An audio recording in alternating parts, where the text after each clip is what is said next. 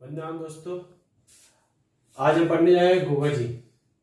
गोगा जी राजस्थान के पंच पीरों में से एक, राजस्थान के मानने हुए लोक देवता। गोगा जी का जन्म 1003 विक्रम संवत भादवे महीने किस्म पक्ष की नवम को हुआ। इनके पिता का नाम जेवर सिंह चौहान था। इनकी माता नाम बासवदे था। ये चौहान वंशी राजपूत थे। इनके गुरु थे जो उनका नाम था गुरु गोरखनाथ जी।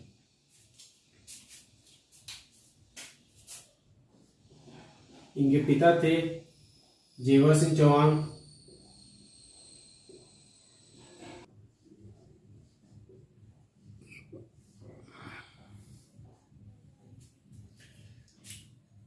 तो ये दोनों गुरु के पास गए, तो गुरुजी ने इनको एक फल दिया।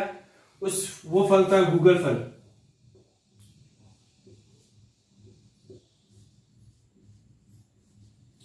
इस गूगल फल के सेवन करने से ही माता बादशाह के पुत्र प्राप्त हुआ। वो पुत्र थे गोगा जी।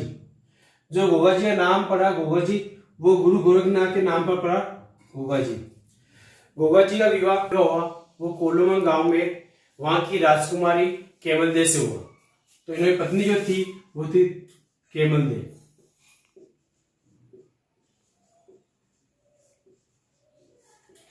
जब बताया जाता है कि जब गोगा जी विवाह करने जा रहे थे, तो उसी समय विवाह के समय केलम दे को एक सांप ने डस लिया था।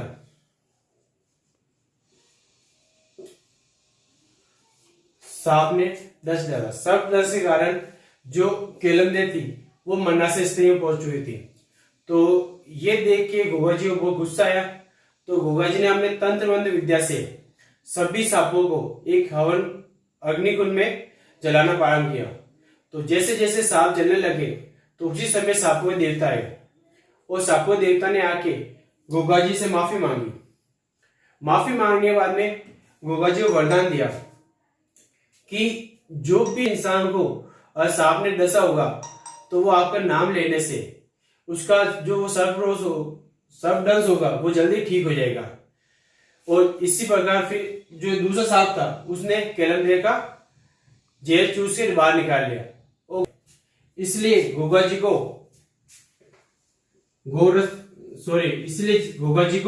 सांपों देवता कहा जाता है।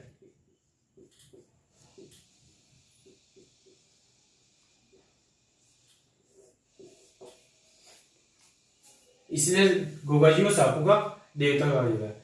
गोगा जी को जिंदा पीर, जहार पीर और गोरक्षक भी कहा जाता है और गोगा पीर भी कहा जाता है।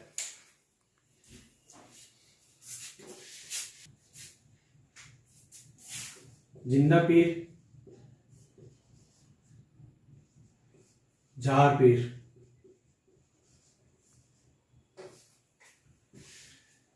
ये गोगा जी उपनाम है। सांपों देवता, जिंदा पीर, जहार पीर, गोरक्षक, गोगा पीर।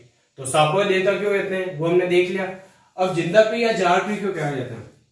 जिंदा पीर या जहार पीर इसलिए कहा जाता है क्योंकि बताया जाता है कि जो गोगा जी महाराज थे वो इनके दो भाई थे, अर्जुन और सर्जन। सगे भाई ने थे, रिश्ते में भाई थे, अर्जुन और सर्जन। ये अर्जुन और सर्जन इन दोनों भाइयों ने जो भी वहां उस क्षेत्र के आसपास की गायें थी उन सब गायों को इकट्ठा करके मोहम्मद गजनवी को दे दिया। मोहम्मद गजनवी इसको सारी गायें दे दी। इन गायों की रक्षा के लिए, इन गायों को बचाने के लिए गोगा जी ने मोहम्मद गजनवी से युद्ध किया। इन गायों की रक्षा के लिए मोहम्मद गजनवी से गोगा जी ने युद्ध किया। इस युद्ध में गोगा जी अपने 47 पुत्र व 60 भतीजों शहीद लड़े। इस युद्ध में गोगा जी के साथ में उनके 47 पुत्र भी थे और 60 भतीजे भी थे। उन्होंने ये युद्ध मोहम्मद गजनवी से किया। इस युद्ध में मोहम्मद गजनवी ने गोगा जी का रण कौशल देखा और रण कौशल देख के इतना प्रभावित हुआ कि उसने गोगा जी को जिंदा पीर या जहार पीर की संज्ञा दी और बोला कि ये तो साक्षात देवता रूप में लड़ाई कर रहा है। इतना इनका रणकौशल था, इसलिए गोगाजी को जिंदा पीर या जार पीर कहा जाता है। इस युद्ध में गोगाजी का जो शरीर है, शरीर गर्दन अलग हो गई थी, और जो गर्दन अलग हुई थी वो एक स्थान पर, तथा शरीर जो था वो दूसरे स्थान पर गिरा था।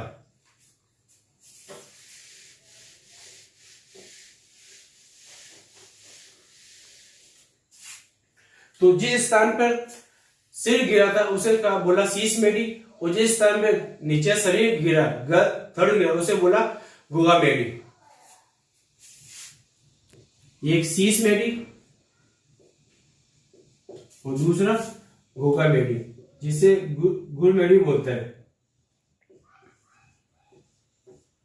दुर मेढ़ी।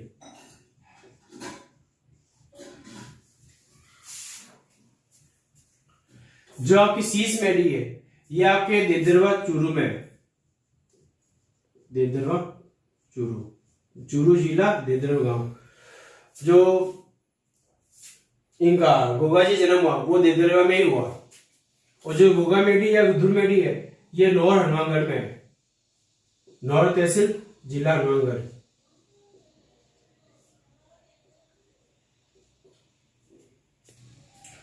मोहम्मद अजमेर से युद्ध लड़ते हुए गोगाजी ने जहाँ शीश गिरा वो शीश मेढ़ी कराया, जो कि वर्तमान चूरू जिले में देदरवा गांव राजगढ़ तहसील में है, और जहाँ नीचे शरीर गिरा धड़ वो गोगा मेढ़ी या दुर मेढ़ी कराया, जो कि नौर तहसील हनुमानगढ़ में है। ये दोनों गोगाजी के पूजनीय स्थल है।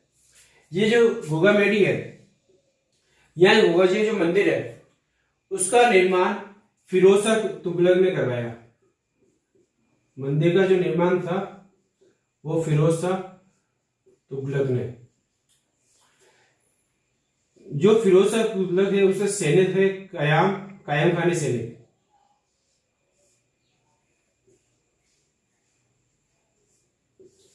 कायम खानी सैनिक, इनके कहने पर फिरोज शाह तुगलक ने गोगा मेढ़ी में इस मंदिर का निर्माण कराया।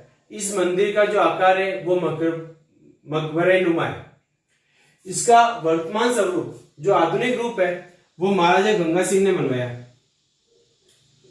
बीकानेर शासक महाराजा गंगा सिंह, इन्होंने इसको आधुनिक रूप प्रदान करा। जो ये कायम खानी सैनिक है ये गोगाजी के वंशज एक थे करम सिंह या कायम सिंह। करम सिंह या कायम सिंह, इन्हीं के वंशज ये हैं कायम खानी मुसलमान। गोगाजी के वंशज थे करम सिंह या कायम सिंह, उनके जिनको जबरदस्ती मुसलमान बनाया गया था, उन्हीं के वंशज आगे चल के कायम खानी मुसलमान कहलाए। ये मुसलमान कायम खानी मुसलमान गोगाजी की पूजा करते हैं, इसलिए गोगाजी को गोगा पीर भी कहा जाता है। एक गोगाजी का प्रसिद्ध मंदिर है सातचूर में, ओल्डी,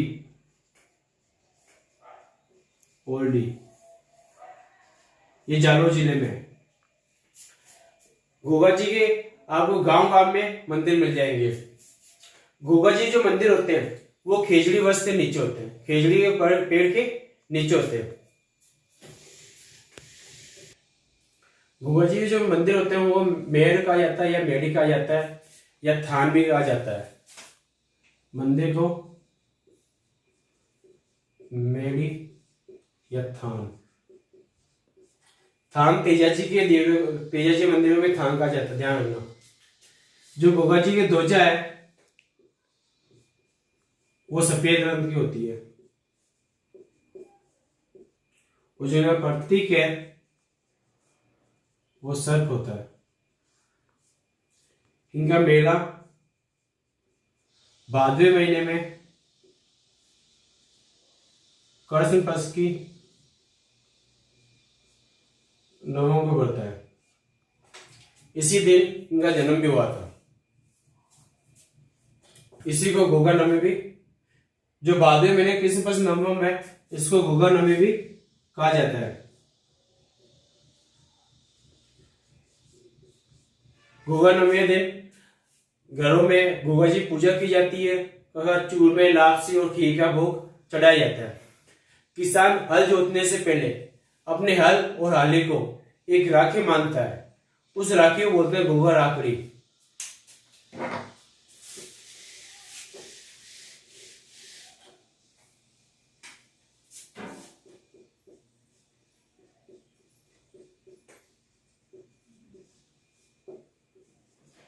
ये गोगा राखड़ी होती है जो किसान अपने हल और हाली को मानता है खेत जोतने से पहले। इस पे 9 गांठें होती है।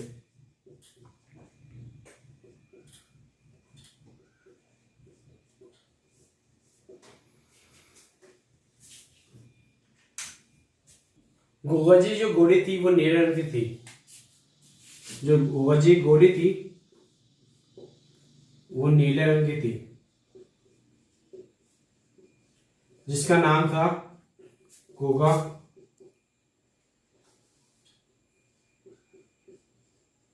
बापा।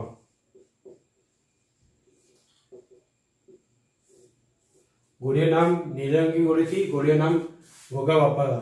कवि महर ने गोगा जी का रसवाला भी एक ग्रंथ लिखा। कवि महर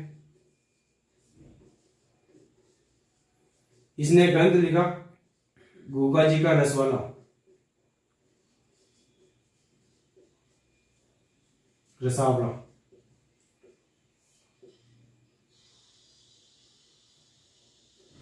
इस ग्रंथ में गोगा जी के युद्ध कौशल का वर्णन है। गोगा जी का मंदिर आपको गांव गांव में मिलेगा। राजस्थान में एक बहुत ही प्रसिद्ध कहावत है, गांव गांव खेजड़ी गांव गांव गोगा।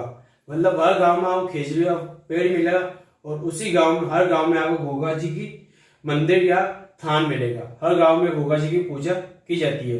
गोगा जी पूजा राजस्थान में ही नहीं, राजस्थान के आसपास के राज्यों उत्तर प्रदेश, मध्य प्रदेश, दिल्ली, पंजाब, हरियाणा, हिमाचल आदि राज्यों में की जाती है।